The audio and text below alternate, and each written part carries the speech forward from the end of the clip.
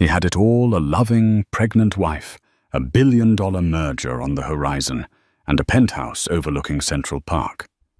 But Marcus Vance was a man who wanted more.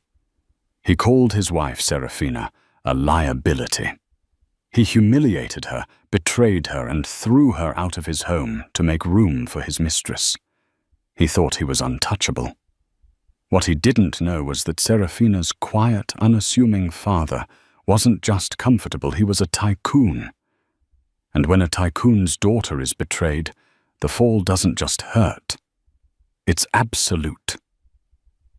The chandeliers at the Metropolitan Museum of Art's gala dripped crystals like frozen rain, each one reflecting the strained smile on Serafina Vance's face.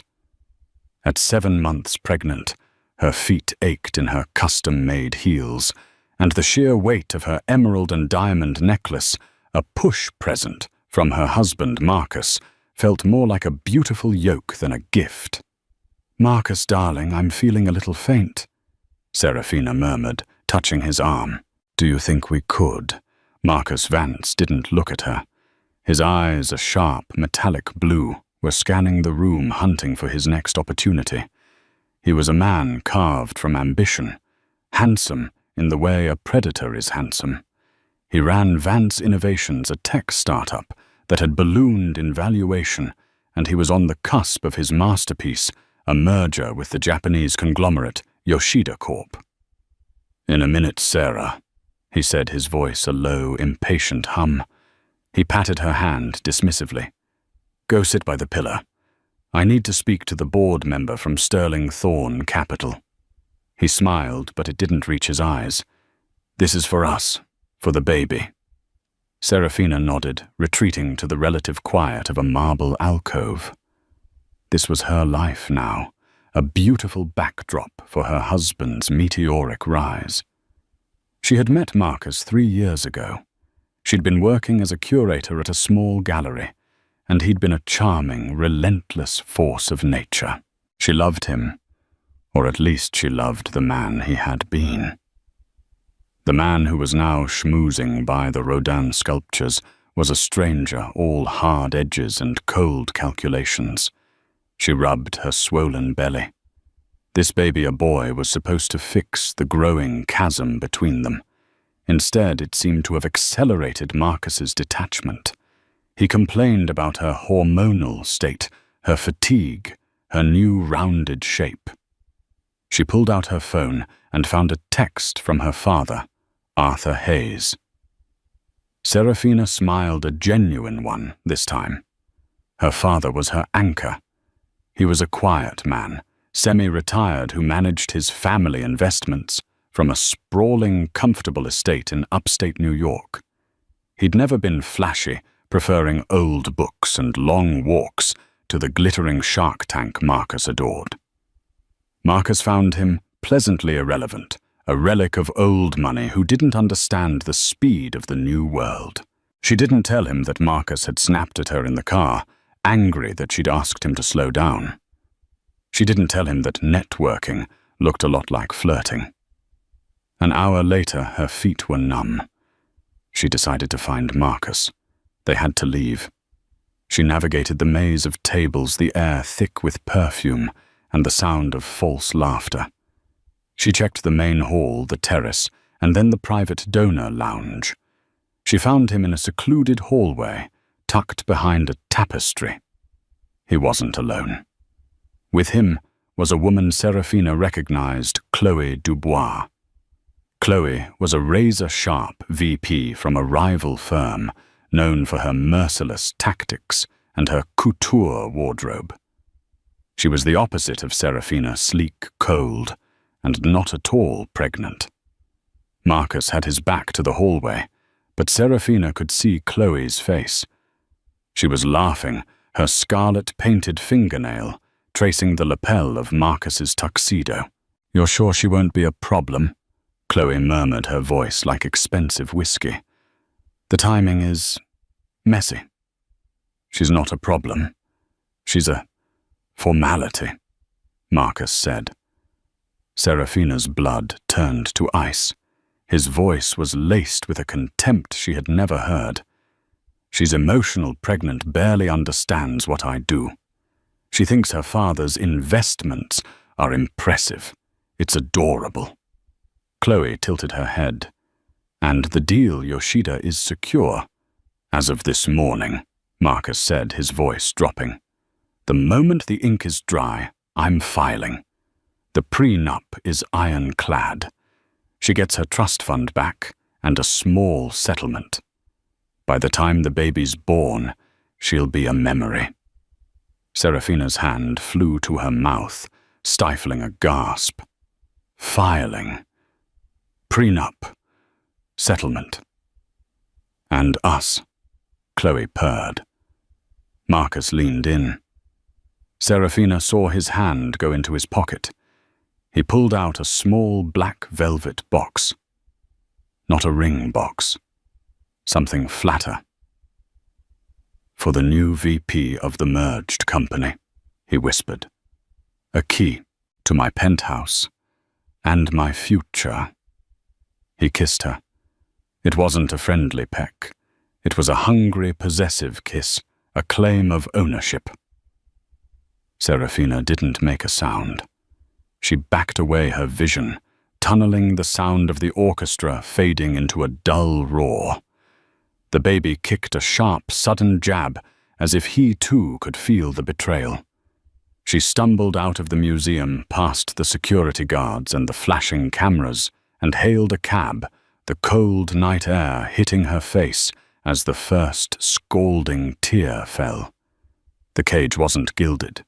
It was just a cage. And the door had just been slammed shut. The taxi ride back to their penthouse apartment on Fifth Avenue was a blur of traffic lights and suffocating panic. Serafina paid the driver with a trembling hand, her mind replaying the scene over and over. A formality. She'll be a memory. She let herself into the vast, silent apartment. It was sterile, decorated by an interior designer Marcus had hired, all chrome and glass and shades of grey.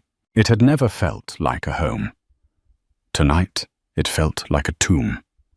She went straight to Marcus's home office.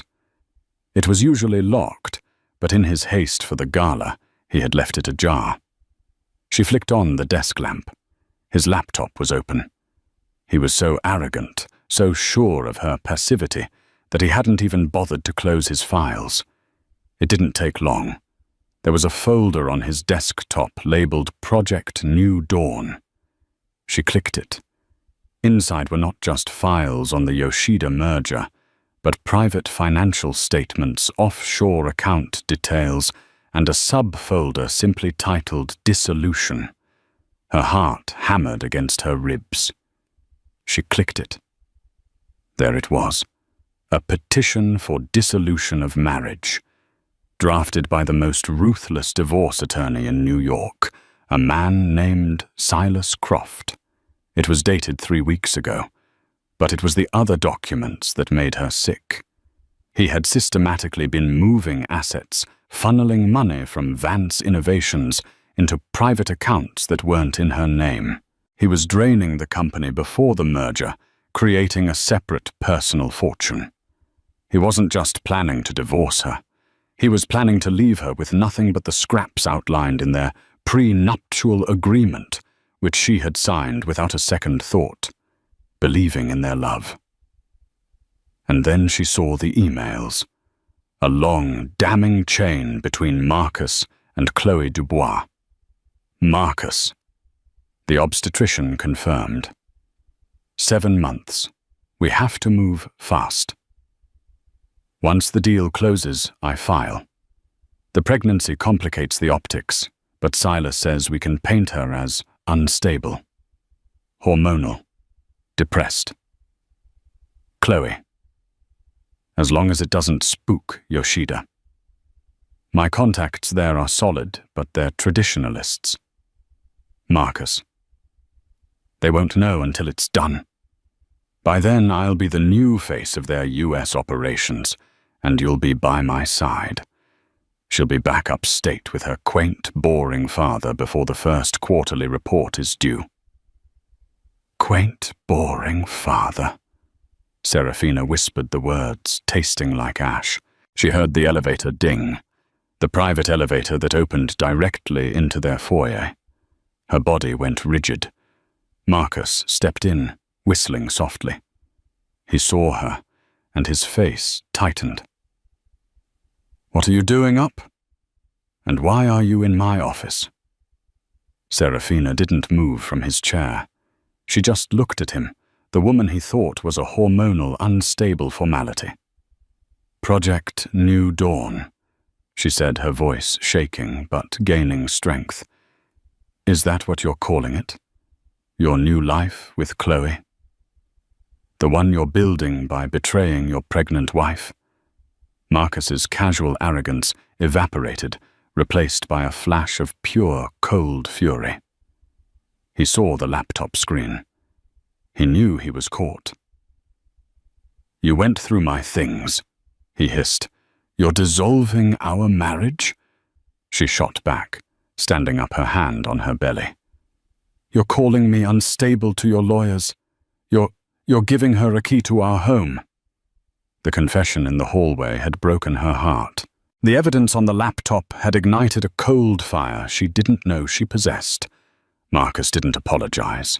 He didn't beg. He advanced on her, his face a mask of contempt. "So you know," he spat. "Good. It saves me a boring conversation. Yes, I'm leaving you. This. He gestured to her and her stomach. "This isn't the life I want. You're slow. You're dull. You're a chain around my neck. I'm merging with Yoshida. I'm going to be worth $10 billion. I need a partner, not a dependent." "I am your wife," she choked out, tears welling. "I am carrying your child." "A child I never wanted," he roared, and the cruelty of it silenced her. "I wanted a dynasty. You gave me a burden." Chloe understands ambition. She understands power. You understand galleries. And your father's dusty old money. He grabbed her arm. "Get out of my office." "Your office?" she cried, pulling away. "This is my home, too." "No," Marcus said, his voice dropping to a terrifying calm. He walked to the intercom. "It's my penthouse. My name is on the deed. Your prenup entitles you to your dowry, and that's it. And I want you out. Now." He pressed the button for his private security guard in the lobby. "Miguel, Mrs. Vance is leaving. Please escort her from the premises." "Marcus, no." Serafina pleaded, stumbling back. "It's 3 a.m. I'm pregnant. Where am I supposed to go?" "I don't care," he said, straightening his tie. He walked to the bar and poured himself a scotch. "Go to a hotel. Go to your father. Go to hell for all I care. The merger signs in 48 hours. When it does, you will be officially irrelevant." The security guard, Miguel, arrived looking deeply uncomfortable. "Sir." "Take her. She can pack 1 bag," Marcus said, turning his back on her. "And if she tries to take anything of value, call the police." "Marcus!" She screamed, a raw, primal sound of pain and disbelief. He just took a sip of his scotch. "Your presence is depressing, Serafina, and bad for business." Miguel gently touched her arm. "Ma'am, please." Numb, defeated, and utterly broken, Serafina let the guard lead her to the bedroom. She packed a small overnight bag, her hands shaking so hard she could barely zip it. Her emerald necklace was still on the dresser. She looked at it, then at her reflection, pale, tear-streaked, pregnant, and discarded. She left the necklace. She wouldn't take a single thing from this monster. As Miguel escorted her to the service elevator, Marcus's voice echoed from the living room, already on the phone. "Chloe, Hi, baby. Yeah, a little hiccup, but it's handled. The place is all ours. I'll see you tomorrow. The elevator doors closed, and Serafina Vance, daughter of one of the richest men in the world, was homeless on the streets of New York. Serafina stood on the sidewalk of Fifth Avenue at 3:15 a.m. The city lights, usually so magical, felt garish and mocking. Her phone was at 10% battery.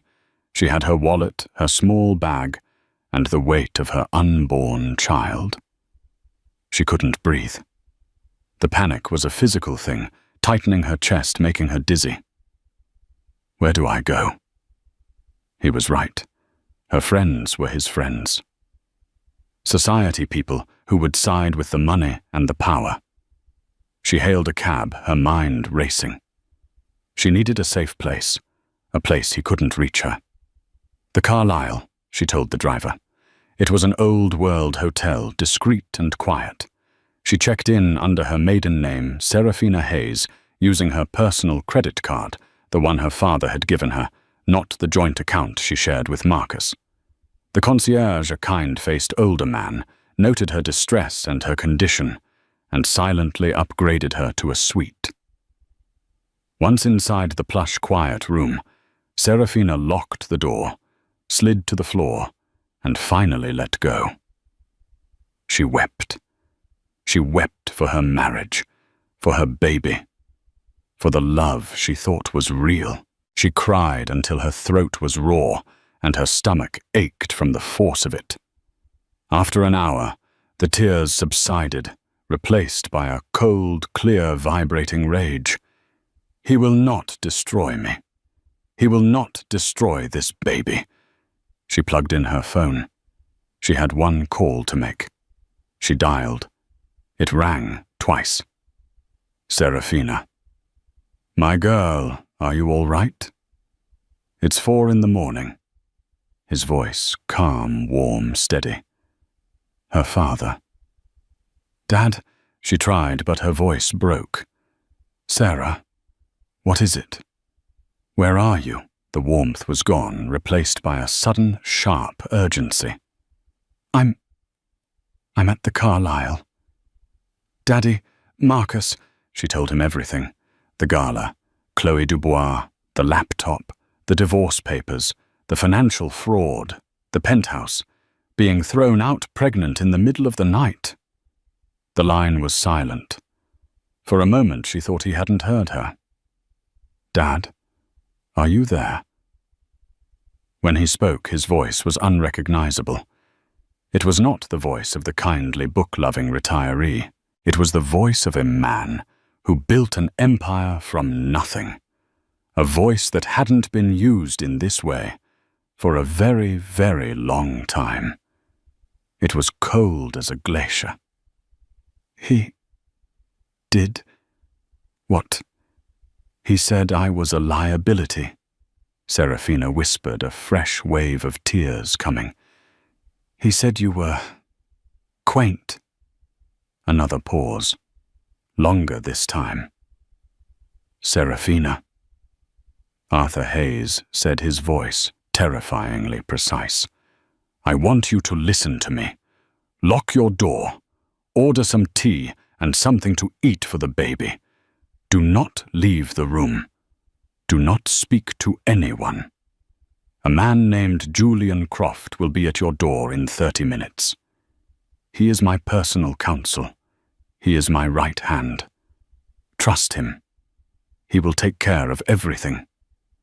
Do you understand? Yes, but... Dad, what are you? I'm going to handle Marcus, Arthur said, and I am going to handle the woman Chloe Dubois. But the merger... Dad, he's worth billions. He's merging with Yoshida Corp. He said he's untouchable. Serafina heard a sound on the other end of the line. It was a laugh, a short, dry, mirthless bark that sent a shiver down her spine. Yoshida Corp, Arthur Hayes asked. Is that who he's merging with? Oh, Marcus, you stupid, stupid boy. Dad, what do you mean? Don't you worry about Yoshida Corp, my girl. Just focus on your health. Focus on my grandchild. I love you. Julian is on his way." The line clicked dead. 400 miles away, in his quaint upstate library, Arthur Hayes stood. He was not in his pajamas. He was in his study, a 20,000-square-foot command center, hidden beneath the old estate filled with data screens and a private server team. He was Arthur Hayes, founder and sole owner of Hayes Consolidated, a $300 billion private global holding company with interests in logistics, finance, technology, and media. He pressed an intercom. "Julian." Julian Croft, a man in a perfectly tailored suit who had been sitting in the adjoining room, entered. "Sir, Ms. Hayes is secure at the Carlisle." "She is." "He put her out. Pregnant. On the street." Julian's face, normally impassive, hardened. "I see. The target is Marcus Vance, Vance Innovations. The merger is with Yoshida Corp." Julian allowed himself a small, predatory smile. "Sir, if you recall, we acquired the controlling interest in Yoshida's parent company 6 months ago through our Singaporean shell. The entire merger is with us." "I recall," Arthur said. "Marcus Vance thinks he's swimming in the ocean. He's been in my shark tank all along. He just didn't know it." Arthur walked to his desk. "He called me quaint Julian. A fatal miscalculation, sir. I want him ruined, not just beaten. Ruined. I want his company dismantled. I want his merger voided. I want his penthouse seized, his accounts frozen, and his reputation obliterated. I want him to have nothing, and I want it done by morning." "We'll start with Sterling Thorn Capital," Julian said. "The bridge loan for the merger was contingent on his personal guarantee, which we now know is based on fraudulent asset declarations. We'll trigger the covenant clauses." "Do it," Arthur said. "Then call Tokyo. Wake up Mr. Takeda. Tell him the deal is off and why. Send him the file Chloe Dubois's assistant helpfully leaked to us last week, the one showing Marcus's New Dawn offshore accounts. Takeda-san does not appreciate being stolen from." "And Ms. Dubois?" Julian asked. "She chose her side," Arthur said, looking at a photo of a 7-year-old Serafina on his desk. "Make sure she lands hard." "Yes, sir," Julian said. "Julian," Arthur called as his counsel reached the door. "Sir, make it hurt." Marcus Vance woke up at 7:00 a.m., the sunlight streaming into his penthouse. He felt perfect, light, unburdened. Serafina, with her moods and her belly and her perpetual disappointment, was gone. He stretched naked and walked to the floor-to-ceiling windows. He looked down on Central Park. "This is my city," he said, toasting the view with a glass of water. Today was the day.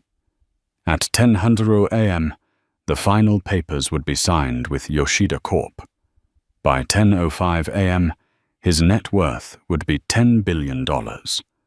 By 11:00 a.m., Silas Croft would be serving Serafina with divorce papers. He'd already sent a car for Chloe. They would celebrate tonight. He showered, dressed in his most expensive suit, a $20,000 Brioni, and headed to his office. He felt the hum of power in his veins. He was untouchable. He walked into the Vance Innovations boardroom at 9:00 a.m. His CFO, David Chen, was waiting along with his legal team. David looked green. "David, you look terrible," Marcus said, clapping him on the back. "Big day champagne by noon, eh?" "Marcus," David said, his voice trembling. "We have a problem." Marcus's good humor soured. "A problem? There are no problems today." Sterling Thorn Capital, David said, holding up his tablet. They just sent this. 6:02 a.m. They're calling our bridge loan, effective immediately. Marcus stared. What? They can't. That loan is secured. It's $500 million. We need it to close the deal. They're citing material breach of covenants and fraudulent misrepresentation of assets. David read his finger shaking. Marcus, what did you do? It's a mistake, a clerical error, Marcus snapped. He grabbed his phone and dialed his private banker at Sterling Thorn, a man he played golf with. It went to voicemail. He tried the man's boss. The man's assistant, a woman who usually fawned over him, was glacial. I'm sorry, Mr. Vance. Mr. Harding is in an emergency board meeting. He is unavailable. All accounts associated with Vance Innovations are frozen, pending an internal review. Frozen. The blood drained from his face. This is insane. It gets worse. David whispered, his face ashen. What? Marcus roared. Tokyo. I just got an email from Mr. Takeda's office. They're postponing the signing, indefinitely. Postponing! Marcus was shouting now, his team shrinking back. They can't postpone the deal is signed. It's just a formality. They're citing the same thing, Marcus, gross financial misrepresentation. They said they received a file detailing Project New Dawn. They're accusing you of attempting to defraud Yoshida Corp. And your own company by siphoning assets offshore. Marcus stumbled back. New Dawn. Only he and Chloe knew that name. Chloe. Did she betray him? No, it couldn't be. His phone buzzed. It was a Wall Street Journal news alert. Hayes Consolidated announces strategic partnership with Yoshida Corp. Vance Innovations merger terminated. Marcus read the words, but they didn't make sense. House Consolidated. He knew the name. Everyone did. They were a behemoth, a private monster that swallowed companies whole. But what did they have to do with... He read the article. Hayes Consolidated, the private holding company, run by elusive billionaire Arthur Hayes, announced today it had completed a strategic acquisition of...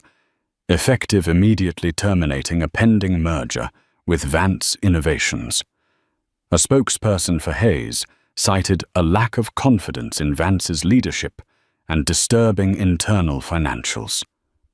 No, Marcus whispered. No. The boardroom phone rang. It was the lobby. Mr. Vance, there are men here from the bank, and a Mr. Croft. They have a court order to seize company assets. David Chen was already backing out of the room. I'm calling my lawyer, he stammered. I knew nothing about this, Marcus. I'm out. The legal team followed, scrambling for the exits. Cowards, Marcus screamed. You can't leave. The boardroom doors burst open. It wasn't bankers. It was two uniformed police officers and a man in a suit so sharp it could cut glass. Marcus Vance, the suited man said. Who the hell are you? My name is Julian Croft. I represent Miss Serafina Hayes. I'm here to serve you with a restraining order, freezing all personal and marital assets pending your divorce hearing. Marcus laughed, a high-pitched, hysterical sound. Marital assets. There are no marital assets. The prenup is ironclad. The prenup, Julian said, placing a file on the table, is hereby voided on the grounds of fraudulent inducement and gross marital misconduct, specifically the systematic criminal transfer of assets you attempted to hide from your wife. Julian gestured to the police. Mr. Vance is also under investigation for criminal fraud, as reported to the SEC this morning by the board of Yoshida Corp. and Sterling Thorn Capital. You are to vacate these premises." "You can't," Marcus shrieked. "This is my company. It was your company," Julian said, his voice flat. "As of 9:15 a.m., when the bank called your loans, your stock became worthless. Vance Innovations is insolvent. It's over." "This is Serafina."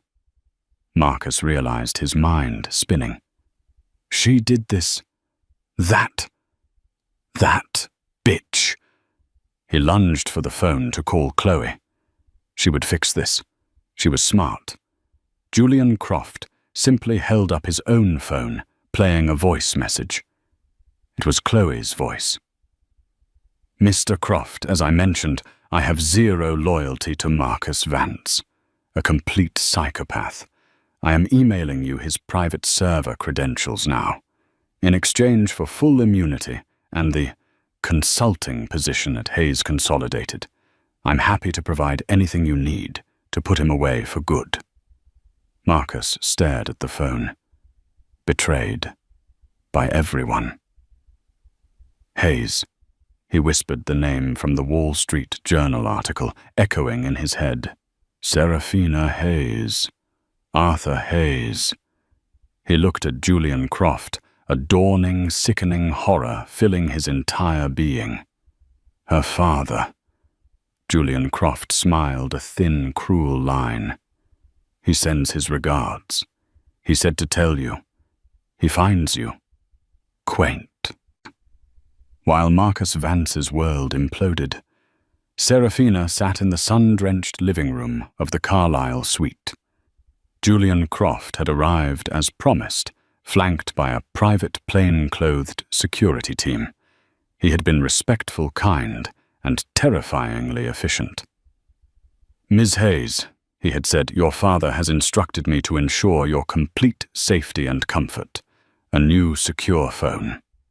He handed her one. "A private obstetrician is on her way, just for a wellness check, and I am handling all legal and financial matters." What is my father doing?" she had asked, her hands wrapped around a cup of tea. "Mr. Hayes," Julian said, "is ensuring a just outcome." Now, hours later, Serafina watched the news on the suite's large television. The story was the lead on every financial network. A stunning collapse. Vance Innovations, once the darling of tech, declared insolvent. Marcus Vance, the charismatic CEO, is reportedly under investigation by the SEC and the Southern District of New York. Sources say the collapse was triggered by the 11th-hour cancellation of a merger with Yoshida Corp., which was simultaneously acquired by the powerhouse Hayes Consolidated. Serafina stared at the screen. Hayes Consolidated. She had always known her father was successful. The estate, the private plane, the effortless generosity. But she, like Marcus, had believed the semi-retired investor persona. She had never wanted to be a tycoon's daughter. She'd wanted a normal life. She'd wanted to be loved for herself. She had never in her entire life Googled her own father. With a trembling finger, she typed Arthur Hayes into her new phone. The results flooded the screen. Forbes, the ghost billionaire. Arthur Hayes, the 300BB man who hides in plain sight. Bloomberg. Inside Hayes, consolidated the private empire that moves the world. Vanity Fair. The Quiet King. How Arthur Hayes controls everything, from shipping to Silicon Valley. There were pictures of him, not just at his local library, but on discreet yachts in meetings in Tokyo, shaking hands with presidents and prime ministers. He wasn't just rich. He was one of the most powerful and most private men on the planet. And Marcus Vance had called him quaint. The full earth-shattering scale of Marcus's miscalculation hit her. He hadn't just cheated on his wife. He hadn't just betrayed the daughter of a wealthy man. He had, with his own arrogance, picked a fight with a leviathan. He had tried to defraud a company owned by the man he was simultaneously betraying. The phone rang. It was her father. "Sarah, are you watching the news?" His voice was warm again. The kindly father was back. "Daddy, I never knew," she whispered, looking at an article about his control of global logistics. "Why didn't you tell me?" "Tell you what, my girl?" he said gently. "That I had a big, boring company. It's not important. You are important. My grandchild is important. Your happiness was all that mattered. I wanted you to find someone who loved Serafina Hayes, not the Hayes consolidated heiress. It appears I failed to protect you from that." "No, Dad," she said, tears in her eyes. "You didn't fail. I chose him. I was blind." "Well," Arthur said, a hint of steel returning. "The blindness is cured. Now Julian has voided the prenup. He's also filed for an emergency seizure of 50% of all known assets, which unfortunately for Marcus, the SEC is now helping us uncover." "What about Chloe?" Serafina asked, a trace of bitterness in her voice. "Ms. Dubois," Arthur said, "was very cooperative. She provided us with the final piece of the puzzle, Marcus's hidden servers. In exchange, she was offered a consulting position, a very lucrative one." You hired her?" Serafina felt a pang of disbelief. "Oh yes," Arthur said. "Her contract starts tomorrow, and it's terminable at will. Julian is arranging for her consulting to take place at our new data entry facility in Anchorage in January." Serafina couldn't help a small, watery laugh. "Dad." "She'll quit, of course," Arthur continued breezily. "But her reputation on Wall Street after betraying her boss so thoroughly to a competitor, it's finished. No one will ever trust her again. She's radioactive. As for Marcus," his voice hardened, "his house of cards was built on my territory, Sarah. I just blew it down." The penthouse, Arthur explained, was leveraged to the hilt for the bridge loan. With the loan called, the bank was foreclosing today. The cars were leased. The art was rented. The Patek Philippe on his wrist was bought with a credit line that as of 10:00 a.m. no longer existed. "He has nothing?" Serafina asked. "He has the clothes on his back," Arthur Hayes confirmed, "and a staggering amount of personal legal debt. He will be in court for the rest of his life." A new terrible chapter was over. A new uncertain one was beginning. "Come home, Sarah," Arthur said. "Come upstate. Let me take care of you and the baby." "I'm on my way," she said, finally feeling for the first time in months completely safe. Marcus was still standing in the ruins of his boardroom when Julian Croft and the officers left. His phone buzzed. A text from his mother, Marcus. "What is happening?" "The bank just seized our house. They said you used it as collateral." He ignored it. His phone buzzed again. An email from the board of his own building. "Dear Mr. Vance, we are informed of your delinquency. Your access to the premises, including the penthouse and all building amenities, is hereby revoked. Security has been instructed to deny you entry. He was locked out." He stumbled into the hallway. His employees, the people who had worshipped him, wouldn't meet his eye. They were packing their desks, whispering. He was a ghost in his own company. He took the elevator down. When he exited into the lobby, the security guard, the one who used to run to get him cabs, held up a hand. "Sorry, Mr. Vance, I can't let you leave." "What?" "You can't hold me here." "No, sir." "But They're here for your personal effects. The guard pointed. A man in a cheap suit was standing by the door. A repo man. Marcus Vance, the man said, reading from a clipboard. I'm here for a Patek Philippe Grandmaster Chime reference, 6300G purchased via a Sterling Thorn credit line. I need you to hand it over. You're taking my watch, Marcus stammered, his voice cracking. Yes, sir, or the officers upstairs can add theft to your list. Slowly, his hands shaking, Marcus undid the clasp. The $2.5 million watch, his symbol of success, felt suddenly heavy and cold. He dropped it into the man's outstretched cloth bag. The repo man checked it off. Thank you, sir. Have a nice day. Marcus pushed through the revolving doors, shoeless, watchless, and broken. He stood on the sidewalk, the city noise deafening. He had no office, no company, no car, no home. He checked his wallet. He had $400 in cash. He began to walk. He didn't know where.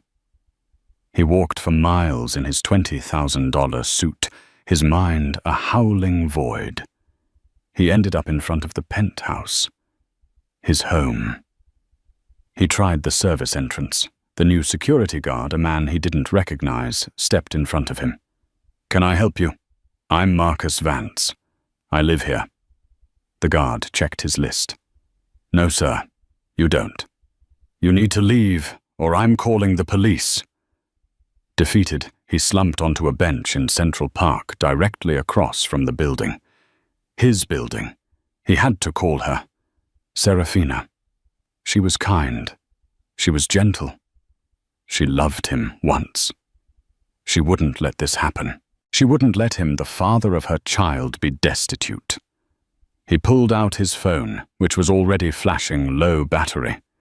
He dialed the number he knew by heart. It rang once. A man answered. Not Serafina. Vance? The voice was cold familiar. Julian Croft. Where is she? Marcus demanded, trying to summon his old authority. Where is my wife? I need to speak to her. Ms. Hayes is unavailable, Julian said. She is currently at her father's estate under medical care, resting from the significant emotional distress you caused her.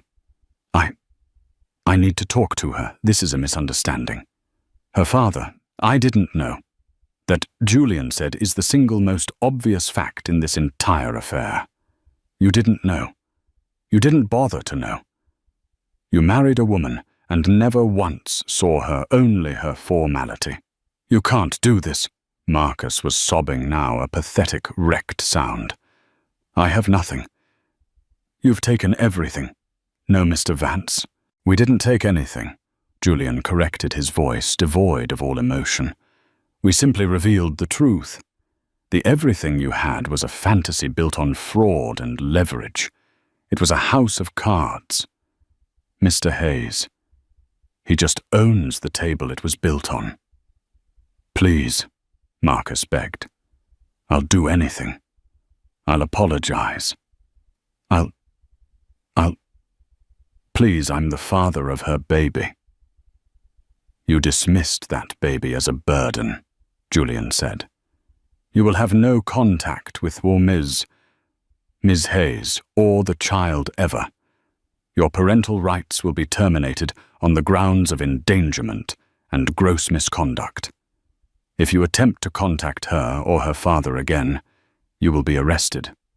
Is that clear? What am I supposed to do? Marcus whispered. I believe the modern parlance is figure it out. Goodbye, Mr. Vance. The line went dead. Marcus sat there as the sun set the lights of his penthouse turning on one by one. Someone was inside. Cleaners, probably. Liquidators. His phone died. He was alone. With $400, his ruined suit, and a name that was now synonymous with failure. The reckoning was complete. 3 months passed. The winter snows fell heavily on the 10,000-acre Hayes estate upstate. It was quiet, peaceful. Serafina sat in a window seat, a thick cashmere blanket over her lap, her belly now round and full. Her due date was 2 weeks away. She was not the same woman who had been thrown out of her penthouse. The shock had given way to grief, and the grief had given way to a quiet, hard-won strength. She was in therapy. She was swimming every day in the estate's indoor pool, and she was working. Her father, seeing the sharp intelligence in her that Marcus had dismissed as dull, had given her a new project heading the philanthropic Hayes Foundation. She was restructuring their maternal and child health initiative, pouring millions into shelters for domestic abuse victims and programs for single mothers. She was using her pain to build something real. "You're glowing, Sarah," Arthur said, walking in with 2 cups of decaf tea. "I feel good, Dad," she said, and she meant it. "I feel like myself, the version of myself I was before him." "Good. That's my girl." He sat across from her, the fireplace crackling between them. What happened to him?" she asked. She didn't ask often, but today she needed to know. Arthur sipped his tea. "Marcus Vance, he's no longer a person of interest." "Dad," Arthur sighed. "He's in Ohio. After spending his last $400 on a bus ticket, he was homeless for a time. He sold his other suit for food. He eventually found work." "Work where?" "Night manager." Arthur said, "At a truck stop motel off I-70. He clears $400 a week. He lives in one of the back rooms. Most of his wages are garnished to pay the preliminary judgments against him. He'll be in debt for the rest of his life." Serafina was quiet. She felt nothing. No pity, no anger. Just a vast, empty distance. He was a stranger, a ghost. "And Chloe?" "She lasted 48 hours in Anchorage," Arthur said with a small smile. "She is currently being sued by 3 different firms for breach of contract. Julian Croft also, anonymously, sent her new potential employers the recording of her betraying Marcus. As I said, radioactive." Serafina nodded, closing that chapter for good. "Good." She looked out the window. "I've decided on a name for the baby." "Oh, Theodore Arthur Hayes," she said. Arthur's eyes, the eyes of the $300 billion ghost, filled with tears. He reached across and squeezed her hand. That's a fine name." Meanwhile in Ohio, the bell on the motel lobby door jingled. Marcus looked up from the stained counter, his eyes raw with fatigue. A businessman in a crisp suit walked in. "One night," the man said, tossing a credit card. Marcus ran the card. "Declined." "Sorry, sir. It's declined." "What, run it again?" the man snapped. Marcus ran it. "Declined." "Look," the man said, "I'm on my way to a meeting. Wait. Don't I know you?" Marcus froze. The man was squinting at him. Holy hell. You're Marcus Vance. You were on the cover of Forbes." Marcus looked down, his face burning with a shame so profound it was suffocating. "No," he mumbled, his voice hoarse. "You're mistaken. I'm nobody." The businessman stared, then recognition dawned. Wow. The fall. It really was. Man. He laughed, pulling out cash. "Guess I'll pay cash then. Keep the change." Marcus took the money, his hand trembling, and handed the man a key. He didn't watch him walk away. He just stared at his own reflection in the dark check-in screen, a tired, broken man in a cheap polyester uniform. He was right. He was nobody. The birth was worlds away from the sterile, cold luxury of her former life. Serafina had chosen a private, discreet birthing center, not a high-profile hospital. The room was warm, filled with soft light, and the only person in the waiting room was her father. When the final moment came after hours of labor, she held her son for the first time. The world, which had been a chaotic, roaring storm of betrayal and legal battles, snapped into perfect, silent focus. She looked at his tiny, perfect face, his eyes squeezed shut, his small hand gripping her finger with surprising strength. All the pain, all the humiliation, all the nights spent weeping for the man she thought she loved. It all evaporated. It wasn't just gone. It was insignificant. It was ash. This tiny 7-pound life in her arms was the only thing that had ever truly mattered. This was her blood, her future. This was not a burden. He was a miracle. "He's beautiful, Sarah," Arthur Hayes said, his voice thick. He was standing in the doorway. His bespoke suit rumpled his eyes red. The $300 billion Tycoon was gone, replaced by a simple grandfather, utterly undone by the sight. "What's his name, my girl?" he whispered, walking over to touch the baby's head with a trembling finger. "Theodore Arthur Hayes," Serafina said, her voice clear and strong. Arthur's composure broke.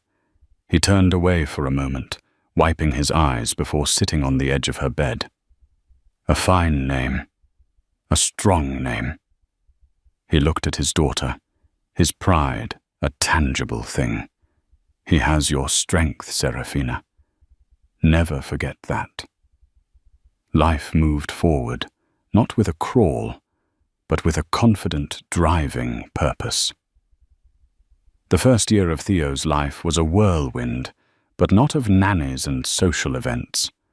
Serafina moved into her own home, a warm, elegant brownstone in the city close to her father's New York office. She officially took the helm of the Hayes Foundation, and she was not a figurehead. She poured her anger, her intelligence, and her newfound clarity into her work. The Serafina Hayes Initiative for Maternal and Child Safety was born. She didn't just write checks. She was in the trenches. 6 months after Theo was born, she stood before a hostile congressional subcommittee advocating for new laws to protect spouses from financial fraud in divorce. Mr. Vance's actions were an anomaly, a scandal. A smug senator from a rival's payroll interrupted. "The law doesn't need to change for one woman's bad marriage." The old Serafina would have shrunk. The new one leaned into the microphone. "Senator," she said, her voice echoing in the chamber, "my bad marriage is the reality for thousands of women who lack my resources. They don't have a Hayes Consolidated to protect them. They are left with nothing. My scandal, as you call it, is a spotlight, and I intend to aim it at every dark corner you and your colleagues would prefer to ignore. Now, if you'll let me return to the specifics of asset declaration reform." She didn't just win the argument, she dominated it. The bill passed. She was there to cut the ribbon on the first Theo's House, a state-of-the-art shelter for women and children fleeing domestic abuse. She held her son's hand as she spoke not of her own story, but of the stories of the women she was there to help. She had turned her pain into a shield for others. 2 years passed. In a sterile, glass-walled conference room in a Chicago high-rise, Chloe Dubois was on the verge of victory. It had been a brutal 2 years. The 48 hours in Anchorage had been a special kind of hell, but the hell that followed was worse. Radioactive, Arthur had called her, and he was right. No firm on Wall Street would touch her. Her name was poison. But Chloe was a survivor. She had changed her name. She'd moved to Chicago, taken a low-level job at a promising mid-level logistics firm, and clawed her way up. She was ruthless, brilliant, and had hidden her past perfectly. Today was the final interview, the big one, Senior Vice President of Midwest Operations. She had nailed it. "Your resume is spectacular, Catherine," the CEO, Mr. Harris, said, using her new name. "Your tactics are aggressive. I like that. The board agrees. There's just one final formality." Chloe smiled, smoothing her suit. "Of course." "Our firm was acquired 6 months ago," Harris said. "A massive private equity buyout. We are now part of a much larger global family. All executive hires must be personally signed off by the head of acquisitions from the parent company. He's here now." The door opened.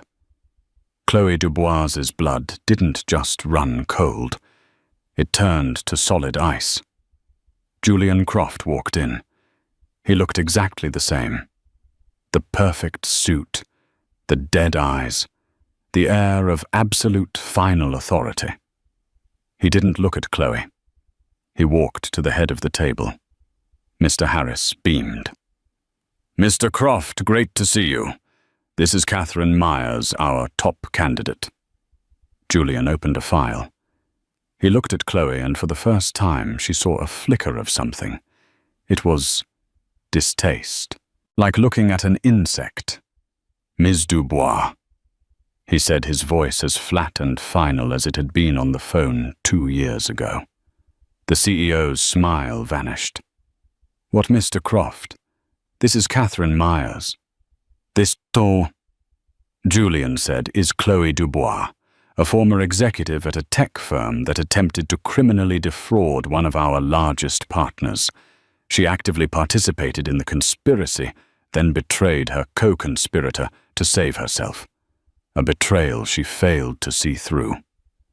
"That's a lie," Chloe shrieked, her mask of competence shattering. I have no idea who that is. I helped you. I gave you the data." "You are a traitor, Ms. Dubois," Julian said, as if explaining a simple fact. "You betray your boss. You betray your partners. You betray your own identity. Hayes Consolidated, and by extension, this firm has a zero-tolerance policy for your specific brand of liability." You own this place," Chloe whispered, the scale of her defeat crashing down on her. "I've been working for you. You've been in our shark tank all along. You just didn't know it," Julian said, echoing his master's words. He looked at the stunned CEO. "Mr. Harris, we are not hiring this woman. Have security escort her out, and I'd recommend a full audit of her department. Traitors tend to be creatures of habit." Chloe didn't even scream this time. She was hollow. As the security guards took her arms, she saw a TV in the lobby. On the screen was Serafina Hayes, smiling, cutting a ribbon with her young son Theo. The chyron read, "Hayes Foundation pledges 500 to global women's initiatives." The story ended not with a bang, but with the quiet, final click of a closing door. She was finished. For good.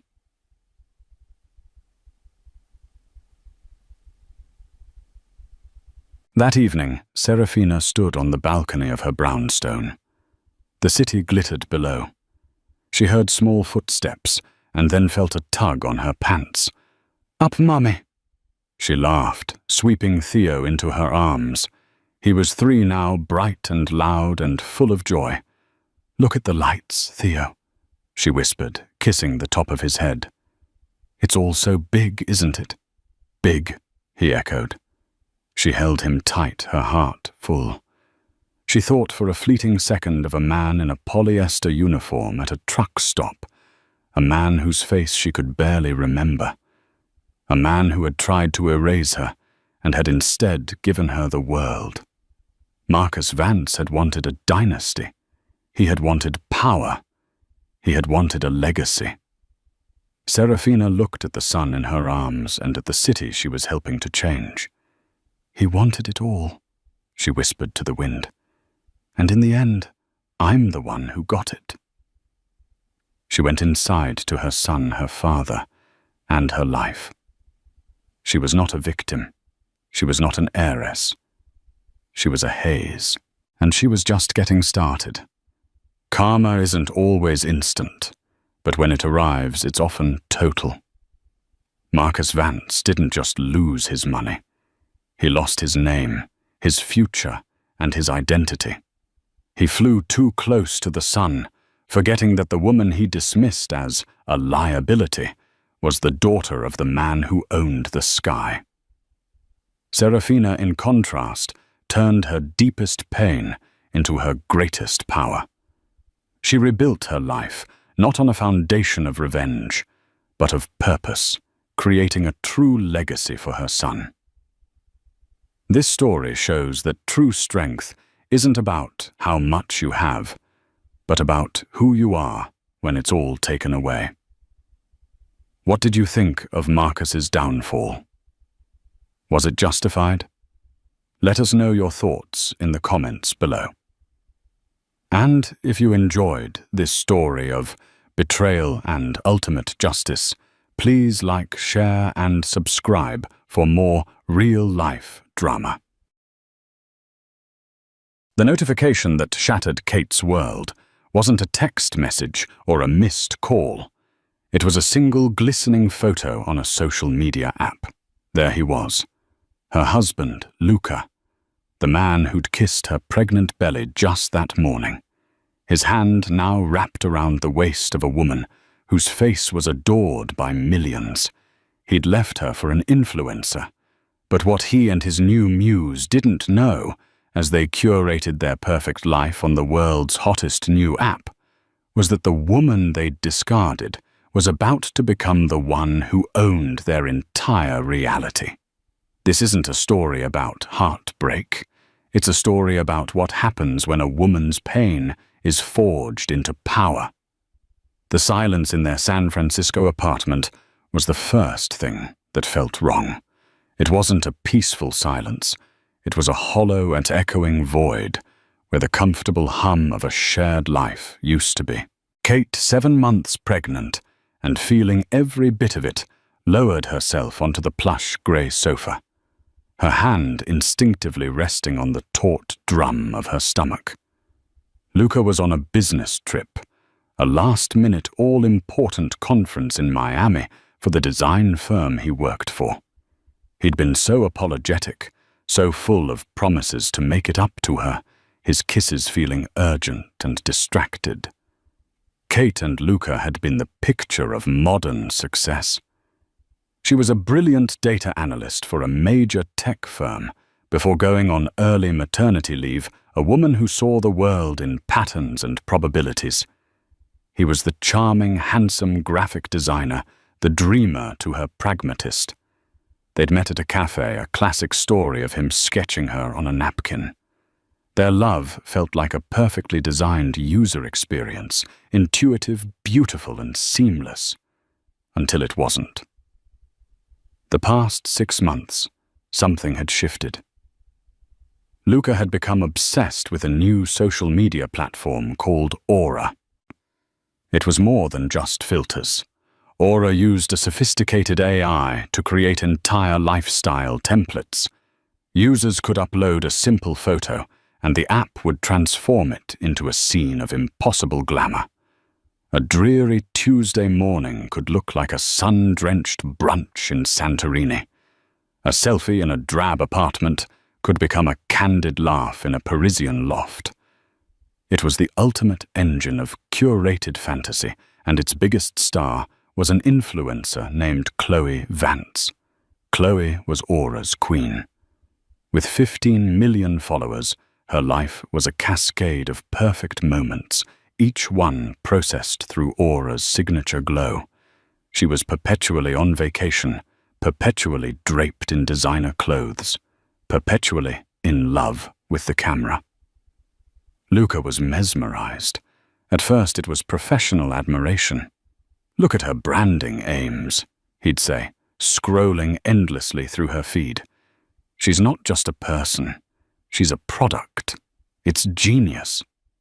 Soon his admiration soured into a strange, distant longing. He started using Aura for his own design portfolio, trying to capture that same elusive gloss.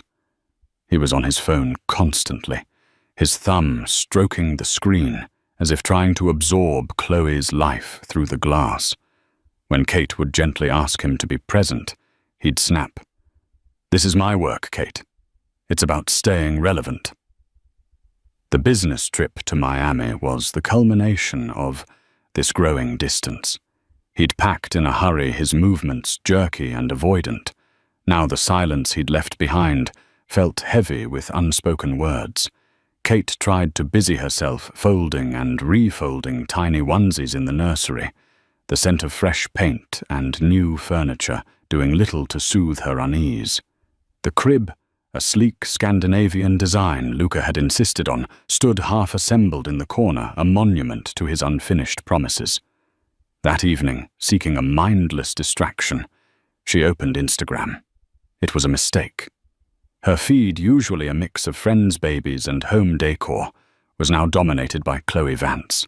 Luca, in his obsession, had engaged with so much of her content that the algorithm had decided Kate must be a fan too. She was about to scroll past when a new post from Chloe, uploaded just 1 hour ago, froze the blood in her veins. It was a picture, but it was rendered through Aura to look like a still from a romantic film. Chloe Vance, stunning in a white linen dress, was laughing, her head thrown back. Her arm was linked with a man whose back was mostly to the camera, but Kate didn't need to see his face. She knew the line of his shoulders, the way his dark hair curled at the nape of his neck, the familiar grey t-shirt she had bought him. They were standing on a balcony overlooking the ocean, the sunset casting them in hues of orange and pink. The location tag was simple, South Beach, Miami. The caption, however, was the killing blow. "Sometimes you have to break the rules to find your true north." So grateful for this unexpected chapter. But it wasn't the caption that made Kate drop her phone. It was the top comment liked by thousands from a verified account. Luca's account. It read, "My true north is you." The world didn't shatter. It simply dissolved. The walls of the apartment seemed to melt away. The floor fell from beneath her, and the only thing holding her together was the child kicking insistently in her womb. For a moment she couldn't breathe. It was a physical pain, a crushing weight on her chest that felt like a heart attack. She was a data analyst. She dealt in facts, in verifiable truths. This was a data point for which she had no model. She picked up her phone with a trembling hand. She clicked on Luca's profile. He had posted a new picture too, also through Aura. It was him smiling with the same ocean background. The caption, "Starting over." He had untagged himself from all of their old photos together. Years of their life, their wedding, their travels, their pregnancy announcement, all gone. In their place was this single glossy image of his new beginning. She dialed his number. It went straight to voicemail. His familiar, cheerful voice filled the silent apartment. "Hey, you've reached Luca. Leave a message." She didn't leave one. She sent a text, her fingers clumsy and numb. "Miami." The reply came back almost instantly. A single cowardly sentence that bifurcated her life into a before and an after. "I'm sorry, Kate. I'm in love with her. "I'm not coming home." There was no explanation, no phone call, just a text message as impersonal as a shipping notification. The man she had built a life with, the man who was the father of her unborn child, had erased her for a woman he knew only through a screen. The next few days were a blur of unimaginable pain. She called his parents, who were horrified, but unsurprised. "He's always been chasing something." "Kate," his mother had wept over the phone, "we just never thought he'd do this to you." His friends stopped answering her calls, clearly having chosen a side. The half-assembled crib became an object of torment. Every corner of the apartment held a ghost. A week later, a sterile, legal-looking envelope arrived. Inside were divorce papers already signed by Luca, delivered by a courier. He was waiving his rights to the apartment, which was in her name, and making a single insulting offer of a lump sum payment. It was a clean break, a transaction. He was closing a business deal, not ending a marriage. The true torture, however, was aura. She couldn't look away. It was a form of self-flagellation. Every day, Luca and Chloe posted their new life. They called themselves #Lio. They documented everything through the app's romanticized lens: their first brunch, as an official couple holding hands on the beach, Luca surprising Chloe with a puppy. It was a fire hose of manufactured bliss, and the world was drinking it in. Their follower counts exploded. They were the internet's new favorite couple, praised for their bravery and authenticity. Comments poured in by the thousands. "So happy you found real love. You two are glowing. Forget the haters, live your truth." Kate was the hater. The forgotten, pregnant, inconvenient truth. She read articles about them in online celebrity magazines. One headline read, "The Knew It Couple, How Luca Reynolds Left a Toxic Situation to Find True Love with Chloe Vance." Toxic. The word was a knife. In an interview, Chloe spoke vaguely about Luca's past. He was in a relationship that was holding him back creatively and emotionally, she said, her voice dripping with faux sympathy. He needed to be with someone who understood the pressures of living a public life, someone who was on his level. It was a hard decision, but it was for his own well-being. Luca, in the same article, was quoted as saying, "I realized I was living a life based on someone else's expectations. I was suffocating. Chloe, she sees me. The real me." Kate looked down at her swollen belly, at the stretch marks, mapping her skin at the life she was growing inside her. The life he had co-created and then abandoned. He wasn't suffocating. He was a coward who had mistaken the validation of strangers for love and the glow of an AI filter for happiness. It was during one of these late-night, doom-scrolling sessions, tears streaming down her face as she looked at a picture of Luca and Chloe kissing in front of the Eiffel Tower, a trip she and Luca had been planning for their baby moon, that something inside her finally snapped. The grief, the humiliation, the incandescent rage, it all coalesced into a single sharp point of clarity. He thought he had seen the real her. He hadn't. He had only seen the wife, the partner, the accommodating other half. He had never seen the woman who had put herself through grad school, the analyst who could find the narrative in a sea of chaotic data, the survivor who had pulled herself out of poverty after her parents' death. He had left her for a fantasy, a beautiful, shallow, AI-generated fantasy. And the entire world was cheering them on, all because of an app. The app. Aura. Kate wiped her tears. Her hand, which had been resting on her stomach, balled into a fist. They had used Aura to build their perfect world on the ashes of hers. They thought they were the stars of the show. An idea cold and brilliant and terrifying began to form in the analytical part of her brain, the part that saw patterns, the part that understood systems. an idea that had nothing to do with heartbreak and everything to do with power. She wouldn't just delete the app. She wouldn't just block them. That was their game, their world. She was going to change the world itself. She was going to buy it. The decision, once it crystallized, was like a splash of ice water. The fog of grief began to recede, replaced by a chilling, razor-sharp focus. For weeks, Kate had been a passenger in her own life, carried along by tides of sorrow and betrayal. Now she was grabbing the wheel. But the thought was on its face insane. Buy Aura. The app was a cultural phenomenon. It was likely worth hundreds of millions, if not billions.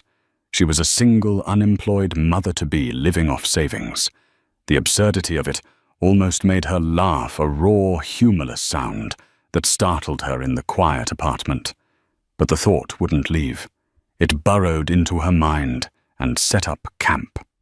It was the only thing that felt like a path forward, a way to reclaim the narrative that had been stolen from her. Her first move was practical. She scheduled an emergency appointment with her obstetrician. If she was going to declare war, she needed to know her own supply lines were secure. The baby had to be okay. In the sterile examination room, the cool gel on her belly, she held her breath. Then the rhythmic thump, thump, thump of a tiny, ferocious heartbeat filled the room. Strong, steady, 150 beats per minute. "Everything looks perfect, Kate," her doctor. A kind woman named Dr. Chen said with a warm smile, "This little one is a fighter." Lying there, listening to the sound of her child's heart, Kate made a silent promise. "I will fight for you. I will not let you be born into a story where your mother was a victim." That resolve carried her home. She sat at her sleek iMac, the one Luca had always complained was too corporate for their apartment, and began to work. Her fingers, which had grown clumsy with grief, now flew across the keyboard with their old confidence. She wasn't just a heartbroken ex-wife anymore. She was Kate Reed, data analyst, and she was going to do what she did best: research. She started not with Aura, but with her own finances. She pulled up her accounts, her savings, her 401k. It was a respectable amount, enough to live on for a year or two, if she was careful, but not nearly enough to buy a lemonade stand, let alone a tech giant. The reality of her situation was stark. The plan was impossible. Defeated, she opened the digital folder labeled Personal Documents. It was a morbidly organized collection of her life, her birth certificate, her degree, her marriage license, now a worthless piece of paper. And in a subfolder titled Eleanor, there was her grandmother's will. Eleanor Reed had been the true north of Kate's life. A whip-smart, no-nonsense woman who had raised Kate after her parents died in a car crash when she was 10. Eleanor wasn't a woman of great wealth, but she was savvy. A high school math teacher, she had a preternatural gift for understanding the stock market. "It's just patterns, sweetheart," she'd say. "Human fear and human greed written in numbers." When Eleanor passed away 2 years ago, she had left Kate her house, which Kate had sold to buy the San Francisco apartment, and her stock portfolio. The portfolio was managed by a boutique firm in Boston, and Eleanor had left strict instructions in her will. "To my dearest Kate," the letter read, "this is not for frivolity. This is for a foundation. For a moment when you need to build something for yourself on your own terms. Do not touch it until you know with every fiber of your being that the time is right." Kate had respected her grandmother's wishes. She'd glanced at the portfolio statements when they arrived, saw that it was mostly invested in a single obscure tech company called Althea Innovations, and filed them away. It was her nest egg for a distant hypothetical future. With a sense of dread and curiosity, she logged into the portfolio management portal for the first time. She braced herself for a modest sum, maybe $100,000 if she was lucky. The number that loaded on the screen made her gasp. $14,732,841.9. She stared, blinking. It had to be a mistake, a glitch, a typo. She refreshed the page. The number remained fluctuating by a few dollars as the market ticked. She quickly searched for Althea Innovations. The company wasn't obscure anymore. Althea specialized in AI-driven data processing and machine learning algorithms. 6 months ago, they had signed a massive exclusive contract with the Department of Defense, and their stock had skyrocketed by over 2,000%. Eleanor Reed, the quiet math teacher, had seen a pattern no one else did. She had invested her life savings into a small company she believed in, and her bet had paid off on a scale that was almost incomprehensible. Kate felt a wave of dizziness. $14 million. It was a life-altering, world-bending amount of money. Her grandmother's legacy wasn't just a safety net. It was a catapult. The impossible, insane idea of buying Aura suddenly felt plausible. Her research shifted gears. Now, with the specter of capital behind her, she wasn't just fantasizing. She was conducting due diligence. She dove into Aura. Not the front-end consumer-facing app, but the business behind it. The parent company was called Elysian Labs, Inc. It was founded 2 years ago by a trio of Stanford graduates. They had created the brilliant core technology, the AI, that made Aura so addictive. She spent days digging using her analyst skills to scrape public records, tech journals, and financial news archives. She found interviews with the founders where they boasted about user growth and engagement metrics. But Kate knew that vanity metrics often hid ugly truths. She looked deeper, searching for financial statements, for SEC filings, for any hint of their actual business health. What she found was a classic Silicon Valley story. Elysian Labs had a revolutionary product, but zero business acumen. They had burned through their seed funding and Series A funding at an alarming rate, spending lavishly on marketing and perks to attract talent. They had prioritized growth over profit, assuming they could secure a massive Series B round of funding to keep the lights on. But the tech market had cooled in the last quarter. Investors were getting skittish, demanding clear paths to profitability. According to an article in a niche tech business journal, Elysian Labs' proposed Series B funding round had just fallen through. The investors had backed out, citing concerns about the company's high burn rate and lack of a sustainable revenue model beyond the vague promise of future ad sales. Elysian Labs was bleeding money. They were a rocket ship that was running out of fuel, hurtling towards a crash.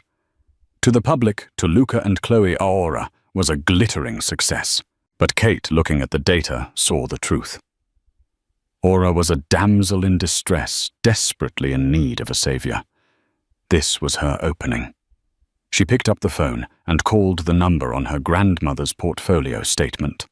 A crisp, professional voice answered. "Thorne and Associates, Marcus Thorne speaking." "Mr. Thorne," Kate said, her own voice steady and clear, a stark contrast to the trembling woman she had been a week ago. "My name is Kate Reed. I'm Eleanor Reed's granddaughter. I believe you manage her portfolio." "Kate, of course.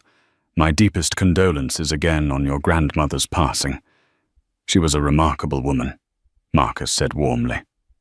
"I was wondering when I might hear from you.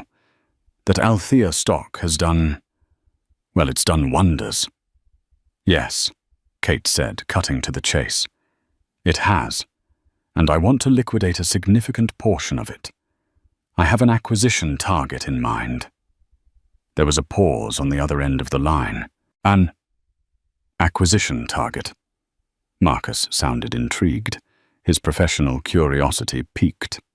This is unexpected. May I ask what company you're looking at? Kate took a deep breath. Elysian Labs, the company that owns the app Aura. The silence on the other end was longer this time. Kate could almost hear the gears turning in his head, the surprise, the calculation, the assessment of her sanity. Well, Marcus finally said, a new note of respect in his voice. That is a bold move, Miss Reed. A very bold move indeed. Tell me everything.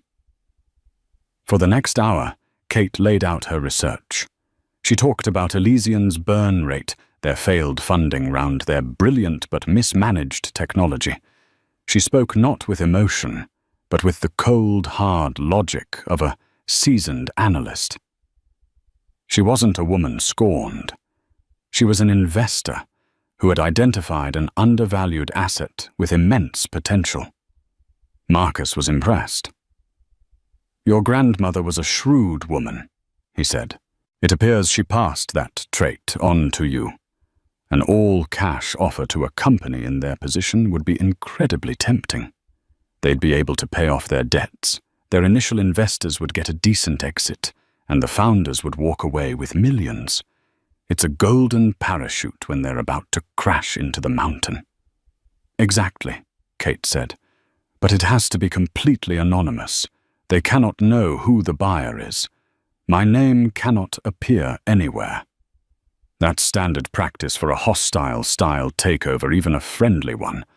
We'll set up a shell corporation, a holding company. It will be completely firewalled. They will have no idea who is writing the check, Marcus assured her.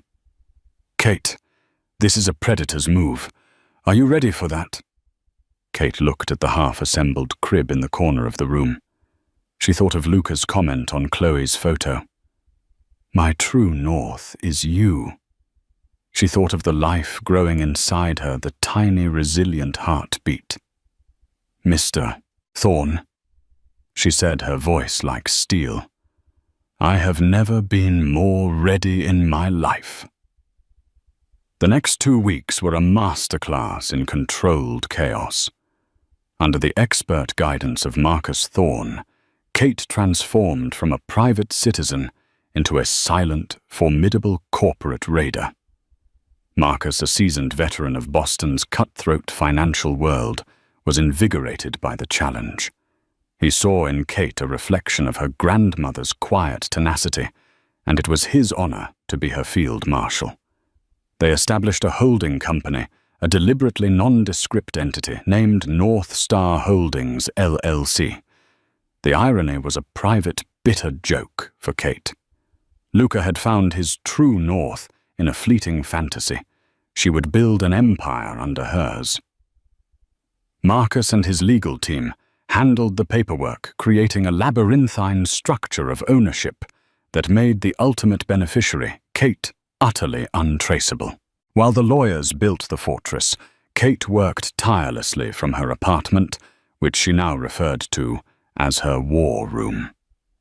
The nursery door was closed. The baby clothes were put away. Her focus was absolute. She and Marcus's team of analysts conducted a deep-dive valuation of Elysian Labs. They built financial models, projected user decline scenarios, and calculated the precise amount of debt the company was carrying. They discovered the situation was even more precarious than the news articles suggested. Elysian Labs had taken out a high-interest bridge loan to cover payroll just last month. They had 30 days to repay it, or they would be in default, which would trigger a cascade of legal and financial calamities. They were not just running out of fuel. The engines were on fire. They're desperate, Marcus said during one of their daily calls. Their backs are against the wall. The founders are probably at each other's throats, and their investors are screaming for their money back. This is the perfect time to strike. The strategy was simple and brutal, an all-cash offer that was just high enough to be an irresistible lifeline. It wasn't a generous offer that reflected Aura's cultural cachet, but a predator's price that reflected its dire financial reality. They would offer $35 million. $20 million would go to paying off their debts and early-stage investors, Marcus explained. The remaining $15 million would be split between the three founders, $5 million each, for a 30-year-old that's walk away and never work again money. It's an offer they can't refuse. Kate felt a pang of something complex, not guilt, but a heavy sense of consequence. She was about to irrevocably change the lives of dozens of employees of three young founders who had, despite their flaws, created something remarkable. But then she'd open Aura. She had to for market research, and she'd see them. Leo. Thriving. They were in Bali now. A post showed them on a swing overlooking a lush jungle, their bodies tanned, their smiles blinding. Luca had his hand on Chloe's flat stomach. The caption read, "Building our future one perfect moment at a time." The post had 2 million likes. Any flicker of doubt, Kate felt, was instantly extinguished by a wildfire of resolve. They were building their future on the wreckage of hers. The $35 million offer was not an act of aggression. It was an act of cosmic rebalancing. Through Marcus North Star, Holdings made its formal, unsolicited offer to the board of Elysian Labs. The reaction was instantaneous. For 3 days, there was radio silence.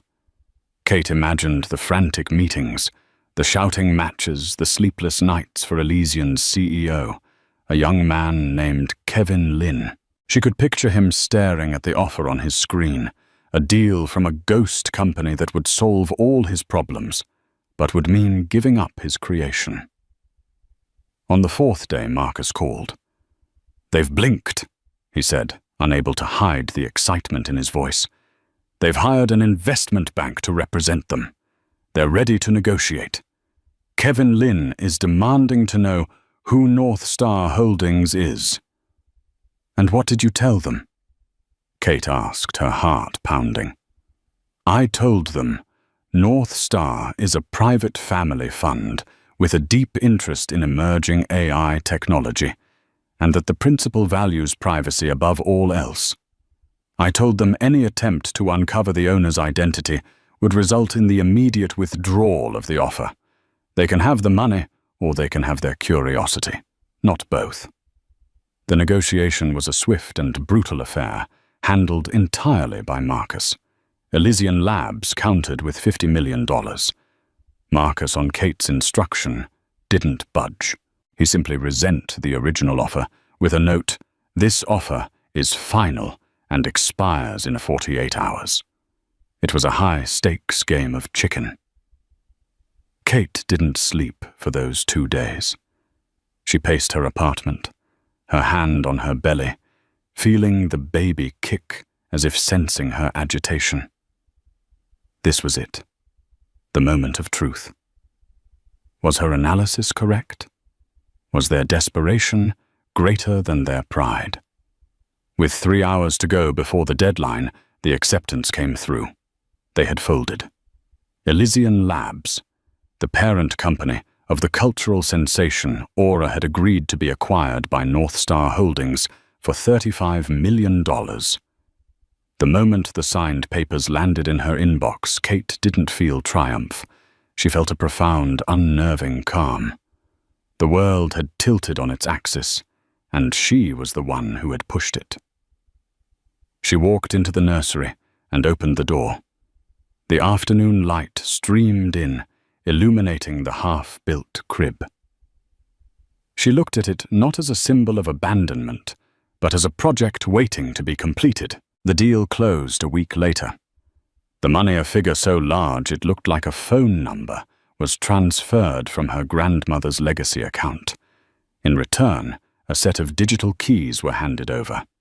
Passwords, admin access, full unadulterated control of the entire Aura platform.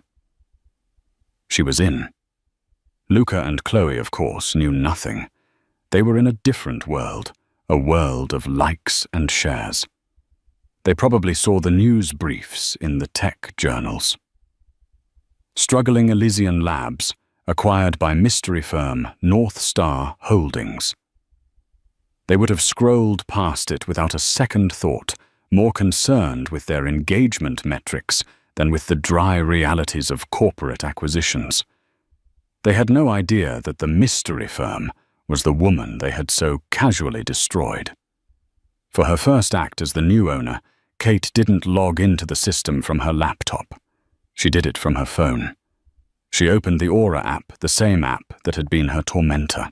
She navigated to the admin portal, a back door invisible to normal users, and entered the credentials Marcus had given her. A new screen loaded. It was the God view, the control panel, a dashboard showing real-time user activity server loads and revenue streams or lack thereof. And most importantly, it showed her the algorithm. The complex secret code that decided who got famous and who remained invisible. The code that had crowned Chloe Vance a queen. It was all there, laid bare before her. A series of weighted variables, virality score, engagement velocity, influencer tier priority. Chloe Vance, and by extension Luca Reynolds, were hard-coded at the top with a Tier 1 priority flag. The algorithm was designed to push their content to the top of everyone's feed, guaranteeing them millions of views whether their content was good or not. Their success wasn't just organic. It was manufactured by the system itself. Kate's finger hovered over the screen. She could delete their accounts. She could ban them from the platform. With a single tap, she could wipe them from the digital universe they held so dear. It would be so easy, so swift. But that was too simple. It was a warrior's move, not a strategist's. Deleting them would make them martyrs. They would go to other platforms, crying censorship, and their fame would only grow. No.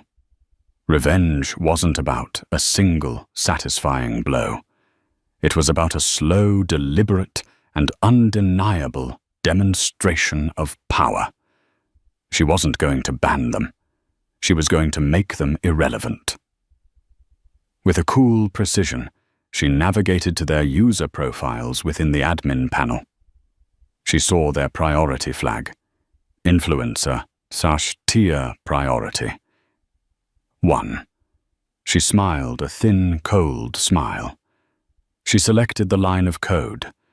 She didn't delete it. She just changed one single character. Influencer tier priority equals 0. She hit save.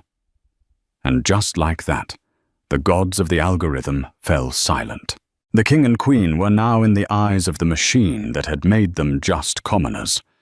The effect was not immediate. An algorithm shift is not like flipping a switch.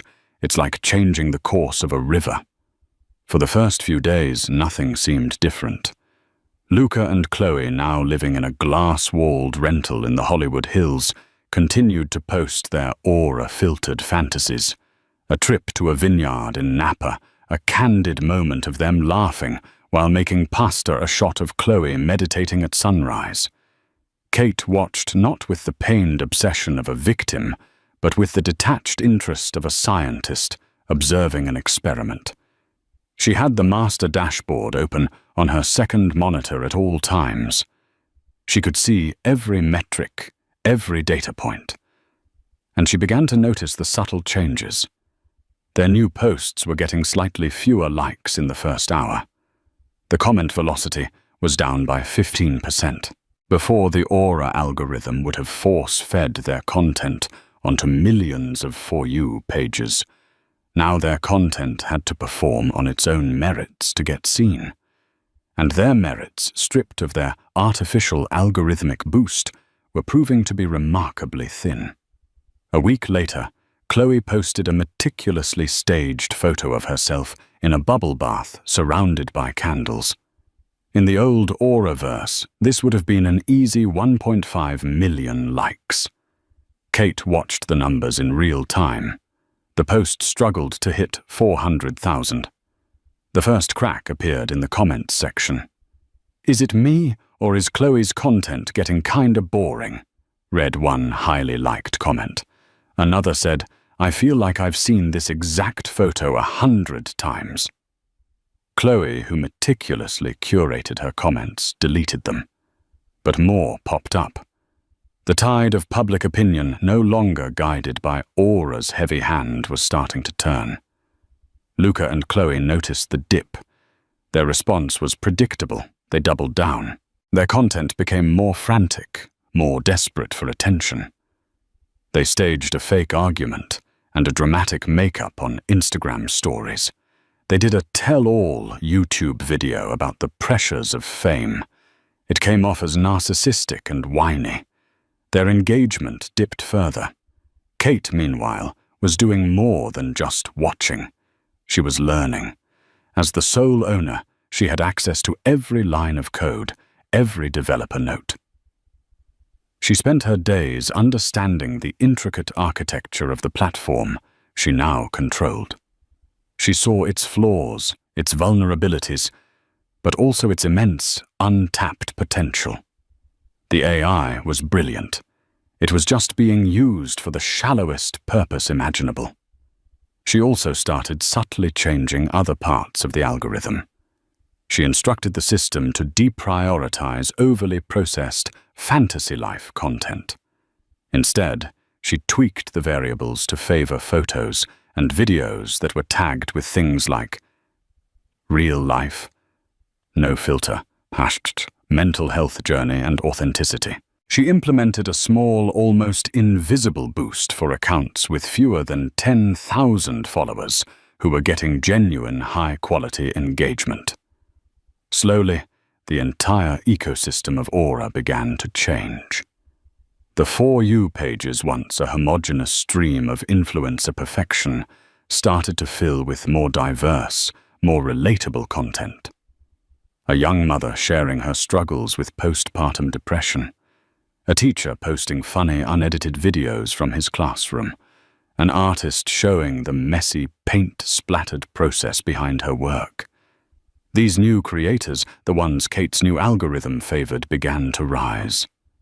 Aura started to feel less like a magazine of impossible lives and more like a community. The tech press started noticing. "Aura's surprising shift towards authenticity," read one headline. "Is the influencer bubble finally popping on Aura?" read another. The app's user growth, which had started to stagnate, ticked upward again. People were responding to the change. Kate's personal life was changing too. She had found a new obstetrician closer to her apartment, a kind, reassuring man named Dr. Ben Carter. He was warm and funny with laugh lines around his eyes. During a checkup, he noticed her exhausted expression. "Long day?" he asked as he measured the baby's heartbeat. "You could say that," Kate replied with a wry smile. "Just a lot of corporate restructuring." "Ah," he said, nodding sagely. "My sister's a CEO. I know that look. Don't forget to take care of the most important startup you're running." He gestured towards her belly. "This one's funding is entirely dependent on you." His genuine care was a balm on her still healing wounds. She found herself looking forward to her appointments, to their brief, easy conversations. It was a stark contrast to the transactional, performative nature of the world she was secretly manipulating. Ben saw her as Kate, a smart, tired, expectant mother. Not a victim, not a predator, just a person. The unraveling of Lio, meanwhile, was accelerating. Their numbers were in a free fall. Having built their entire brand on Aura, they had nowhere else to go. Their attempts to replicate their success on TikTok and Instagram fell flat. They were an Aura phenomenon, and their native environment had become hostile. Desperation led them to make a fatal error. They started buying followers, a cardinal sin in the influencer world. But Kate, the owner of the platform, could see it all. On her dashboard, she saw the sudden inorganic spike in their follower count, all from botted accounts in Southeast Asia. It was pathetic. She didn't even have to do anything. Other users savvy to these tactics noticed immediately. A tech blogger using an analytics tool published an expose titled, "Have Chloe Vance and Luca Reynolds Been Faking Their Fame?" The article went viral. The hashtags #LioIsALie and #BotScandal started trending on Aura. The public backlash was savage. The couple who had been praised for their authenticity were now exposed as frauds. Their comment sections became a dumpster fire of mockery and outrage. Their big-name sponsors, the ones who had flocked to them months ago, began to pull out citing morals clauses in their contracts. A teeth-whitening brand, a fast fashion label, a meal kit delivery service, all publicly severed ties. The financial pressure mounted. The glass-walled Hollywood house disappeared from their posts, replaced by a generic-looking apartment. Their fights, once staged for drama, were now apparently real. Paparazzi, who now smelled blood in the water, caught them arguing in a parking lot. The photos were raw and ugly, a world away from their carefully filtered Aura posts. Luca looked stressed and haggard. Chloe looked furious. One evening, Kate was reviewing a proposal for a new Aura feature, a tool to help connect users with mental health resources, when a notification popped up on her work screen. It was an internal alert from the customer service department. Subject: urgent, escalated inquiry from high-profile user. Kate opened the email. It was a long, rambling, furious message from Chloe Vance. She was demanding to speak to the new owner of Aura. She claimed her account had been shadow banned and that the company was deliberately sabotaging her career. She threatened legal action, public exposure, and every other form of retribution she could think of. "My fiancé, Luca Reynolds, is a celebrated designer," she wrote, "and we have been loyal champions of your platform. This unprofessional treatment is unacceptable. We demand a meeting with the CEO of North Star Holdings to discuss a path forward." Kate leaned back in her chair. Her baby kicked a gentle but firm reminder. A path forward. They wanted a path forward. It was time. She forwarded the email to Marcus Thorne. Her instructions were simple. "Arrange the meeting. My boardroom. Next Tuesday." The headquarters of North Star Holdings, and by extension Aura, was not the trendy open-plan loft one might expect from a tech company. On Kate's instruction, Marcus had leased the top floor of a stark, imposing skyscraper in the heart of San Francisco's financial district. The aesthetic was deliberate, old money quiet power, and impenetrable steel. The boardroom was Kate's stage. It was a vast, intimidating space, dominated by a long, dark mahogany table. One wall was a floor-to-ceiling window, offering a panoramic, godlike view of the city and the bay. The other walls were bare, save for a single, massive screen, currently dark. Kate arrived an hour early. She was now nearly 9 months pregnant, and she moved with a slow, deliberate grace. She wore a simple, elegant black maternity dress. No power suit, no armor. Her presence was her power. She stood by the window looking down at the traffic crawling below, feeling the baby move within her. She was calm. The chaotic emotions of the past few months had been distilled into a single purpose. This was not about revenge. It was about closing a loop, about demonstrating a fact that real life, with all its pain and messiness, would always triumph over a curated fantasy. Marcus met her in the boardroom. He looked at her, his expression a mixture of admiration and concern. "Are you sure you want to do this face-to-face, Kate? I can handle it." "I'm sure," she said, her voice soft but firm. "This is my story. I'm going to be the one to write the ending." At precisely 10 a.m. the door opened. A junior executive showed in Chloe Vance and Luca Reynolds. The sight of them in the flesh was jarring. They were smaller somehow than their digital avatars. Chloe was dressed in a tight, expensive-looking blazer, her face a mask of professionally applied makeup, but there were dark circles under her eyes. She radiated a tense, defiant energy. Luca was a ghost. His trendy clothes hung on a frame that had lost weight. His charming smile was gone, replaced by a haggard, anxious expression. He avoided looking around the room, his eyes fixed on the floor. Then he saw Kate standing by the window. His face went white. He stopped dead, his mouth falling open slightly. He looked from her to her swollen belly, then back to her face. The color drained from his cheeks. Recognition, shock, and a dawning, sickening horror played out across his features. Chloe, who had been striding towards the head of the table, as if to claim it, noticed Luca's paralysis. "What is it?" she snapped, irritated. Then she followed his gaze. Her reaction was different. There was no horror, only pure, unadulterated confusion, quickly followed by a flash of contempt. "Kate, what the hell are you doing here? Are you the secretary?" Kate didn't answer. She simply walked towards the head of the table, the seat Chloe had been about to take, and sat down. Marcus took the seat at her right. "Chloe." "Luca," Kate said, her voice echoing slightly in the vast, silent room. "Thank you for coming. Please have a seat." Luca stumbled into a chair, his eyes still locked on Kate's face. Chloe remained standing, her arms crossed. "I don't understand. We're here to see the CEO of North Star Holdings." "What is this?" "You are," Kate said calmly. "I am the sole owner and CEO of North Star Holdings.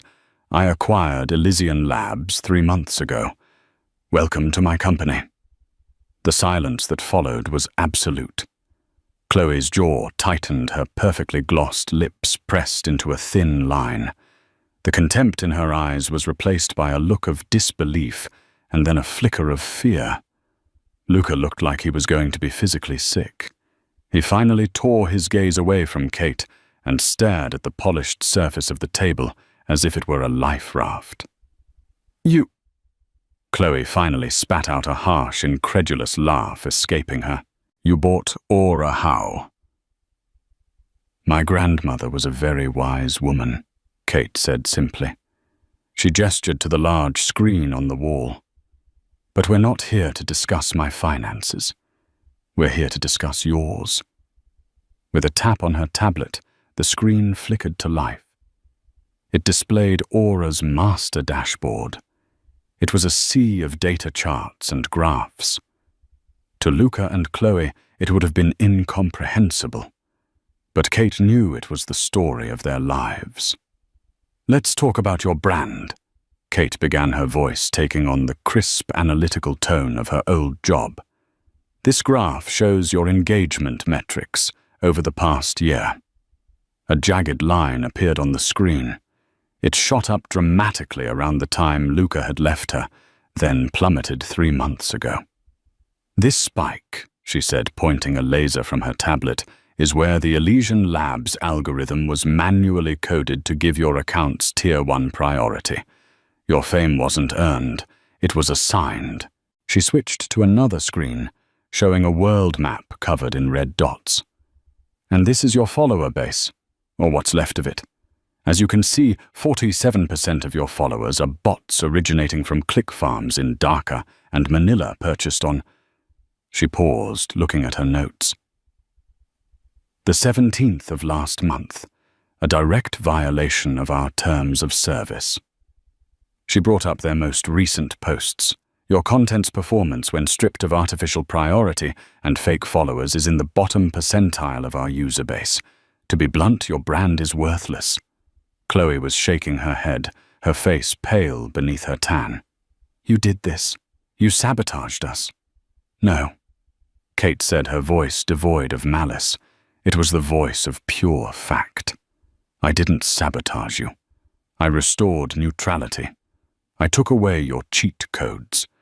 I created a level playing field, and on it you failed. Because what you built was never real. It was a fantasy propped up by a system I now control.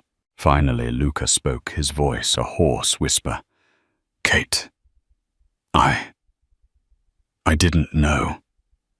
Kate turned her full attention to him for the first time. She looked at him, the father of her child, the man who had shattered her world with a text message. There was no hatred in her eyes, only a profound, weary pity. You didn't know, she repeated softly. You didn't know that leaving your pregnant wife for a woman you'd only just met was wrong. You didn't know that building a new life on a foundation of lies and curated photos might be unsustainable. I'm sorry. He choked out, tears welling in his eyes. Ames, I am so sorry. I was lost. I made a terrible mistake. Yes, you did, Kate agreed. And now you have to live with it. She turned her gaze back to Chloe, who was now staring at her with pure, venomous hatred. So what now? Chloe demanded. Are you going to delete our accounts? Is that what this is all about? Petty revenge. Kate almost smiled. It was so much bigger than that.